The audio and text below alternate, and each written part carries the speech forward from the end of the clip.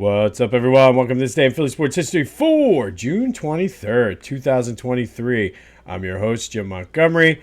Before we get into the episode, really quick housekeeping thing. Just dropped a new Back to the Future this week. But before I get into what that's about, I just want to say thank you because I know some of you are the same listeners for both podcasts. We went over 1,000 plays with this latest episode. Definitely grateful. It's a very cool number. We've been doing this almost a year. I feel the best is still yet to come. So thank you. I really, really appreciate it. But be sure to check out this week's episode if you have not yet, because for the month of July, we are going to do the Philly Sports Lovable Loser Tournament. It was inspired. I don't want to get too much into it and ruin the episode, but it was inspired by a tweet I saw from Barstool Philly, basically asking fans who their favorite team to never win a championship was. And honestly, we've had a lot of them in Philly, and we always tend to just fall in love with our team. So it got me thinking, go check out the episode for all of the details on the tournament. But know that starting July 1st on this podcast, This Day in Philly Sports History, we will have a matchup per day through the month of July, officially crowning Philly Sports Most Lovable Loser on August 1st after all of the voting is done. So be sure to like, subscribe, follow me on social media for copies of the brackets, which I'm going to post next week. If you want a sneak peek, watch the video for This Day in Philly Sports History. You can see the brackets there, but I will post them on all my social media. We will go over a game a day on this podcast, but just a little something to spice up the summer. I know everybody's on vacation, traveling, so if you're with your cousins or your uncles or your in-laws, be sure to tell them about the podcast. Maybe we can get some new viewers out of this, new listeners. But I'm very excited for the Philly Sports Lovable Loser Tournament beginning July 1st. Go check out Back to the Future. That's Back to the Future with a PH for details on the tournament and a little bit of a breakdown of the teams. But like I said, it should be something fun to do through the month of July. All right, Phillies update. What a shitty game. I mean, had it on in the background while I was working yesterday. It was great. I mean, Nola was dealing, and I said yesterday on the podcast that he needed to come out and pitch like an ace. And sure enough, he did. Gregory Soto pitched well, and just top of the 10th, they just kind of imploded. And the sad part is they should have been out of that inning, but Schwarber botched the fly ball to end the inning and allowed the floodgates to open. So obviously he's a liability. Obviously part of it is due to Harper not being able to throw yet.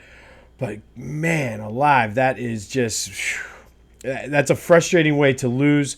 The umpire did not necessarily help. And I will say, typically I don't like to necessarily say, oh, this is on the umpire or the referee. But, I mean, this guy was bad on both ends. So it's just tough way to lose, especially now you go down 10 games after being so hot for so long. You got to beat the Mets now. They haven't beat the Mets yet this year. They need to take minimum 2 out of 3, if not sweep them. Luckily, the Braves are taking on the Reds, who have been red hot too, but they're due to cool off. It's time to really start turning this thing around. But man, that's a very frustrating way to lose a game in which there's really no excuse to lose that game. But we're back in action tonight against the Mets, so let's hope that Tawan Walker can keep dealing against his old team. All right, Sixers did not end up with any draft picks last night. They did sign 3 players to 2-way contracts. One of those things, I mean, maybe they can help out, maybe they can't. It's on to free agency now. I think it's time to focus on free agency. They didn't trade Tobias, and I didn't really expect them to unless they got blown away. There were reports that says the Sixers' asking price is a lot, and I think at this point you need to ask a lot for Tobias until you know what James Harden is going to do, and I think that's the first domino to fall. So I look for this week almost to get some of that something to leak or something to make a move this week on that. Excuse me. Oh, but excuse me. Sorry about that. But I think once that domino drops, then you're going to see the other ones fall because then you're going to know what you're working with. But stay tuned for that. Missed this the other night. The Union tied Orlando City on Wednesday night. So they got the point with that, which is good. Don't know, completely missed that. I had it in my notes and just overlooked it. I guess I got too excited about the Phillies or the tournament or something. But before we get into this day in Philly sports history, speaking of the Union, PhillyGoat.com has a wide selection of Union sports apparel too. So go check out PhillyGoat.com. Use the promo code Jim Montgomery for 10% off of your order. You guys have been doing great with this partnership. Please continue to support them, which in turn supports the podcast. Maybe we can get better lighting or microphones or something, or I don't know. But just keep supporting them. PhillyGoat.com. Union aren't your thing. They have the Sixers and Flyers, who their free agency and drafts. The NHL draft is coming up. It's going to be a big one for the Flyers. Buy your Flyers gear for their support. Phillies, Eagles are coming up. Training camp. Whatever you need, Philly sports based, Philly based, neighborhood based, Rocky, whatever you need, Philly's got it. We're winding down Pride Month, but Pride Month, they have Philly Pride shirts. I know we've sold a couple of them, so thank you for supporting that as well.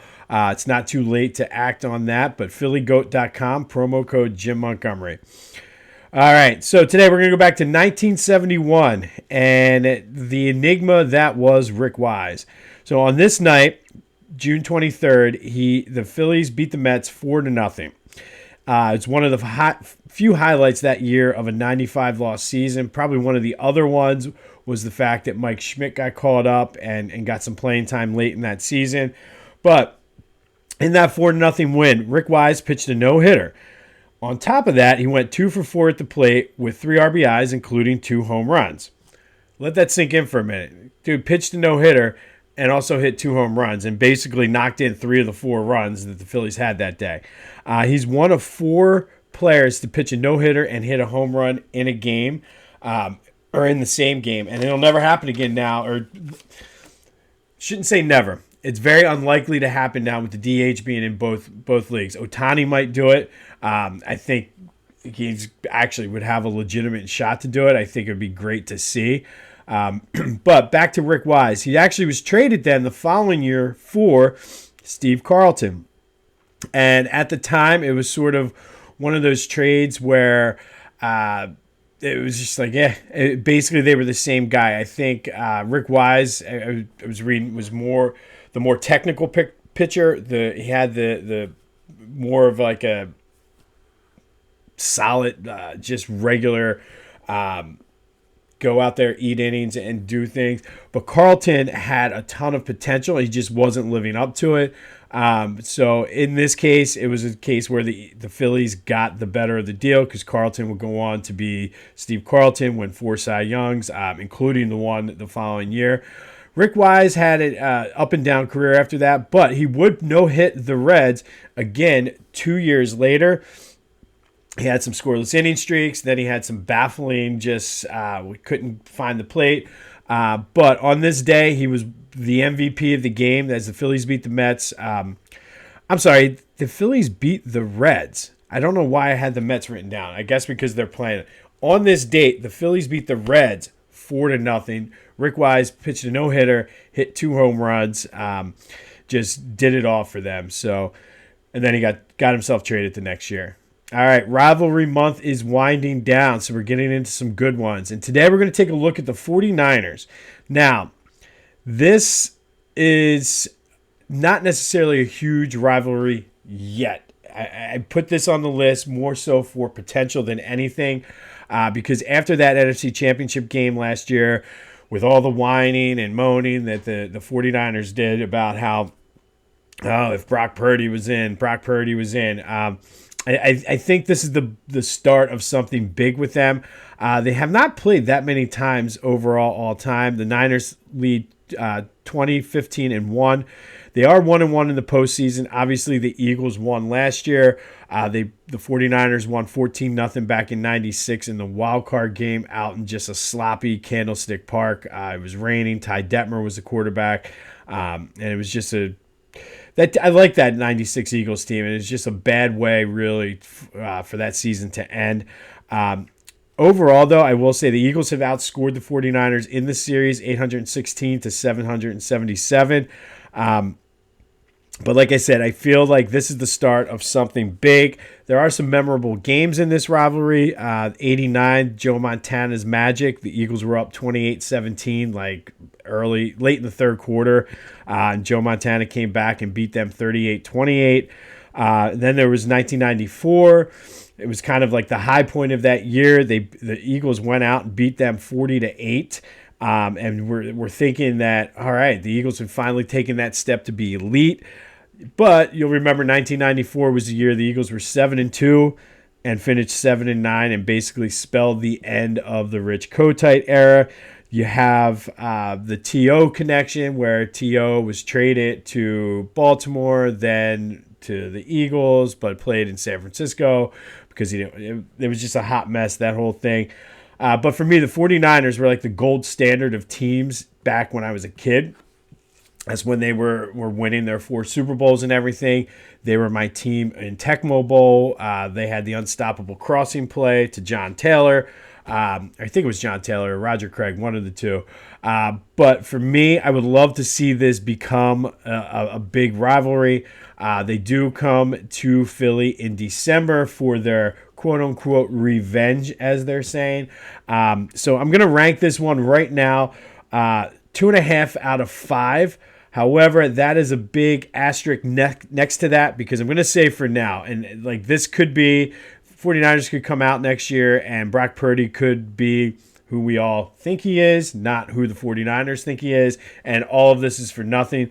But the hope is, because of the way the fans, it's always, a rivalry is better when the fans can get into it. So if we can get the 49ers fans and have that rivalry going, and Brock Purdy is half of what we think he is, it should be a good rivalry. But we'll score it 2.5 out of 5 for now, with the potential to go higher in the coming years.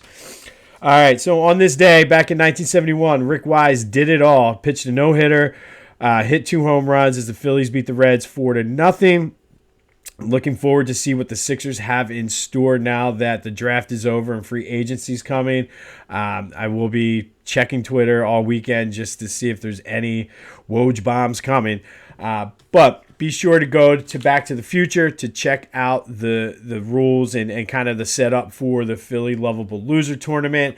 Thank you so much for 1,000 listens on Back to the Future. We're well over almost 1,300 now on this day in Philly sports history. Thank you for that. Please continue to listen, like, subscribe, tell somebody, comment. Get ready and start getting used to commenting now, because that's when the tournament starts. That's how you guys are going to get your votes in for the teams. But again, just thank you.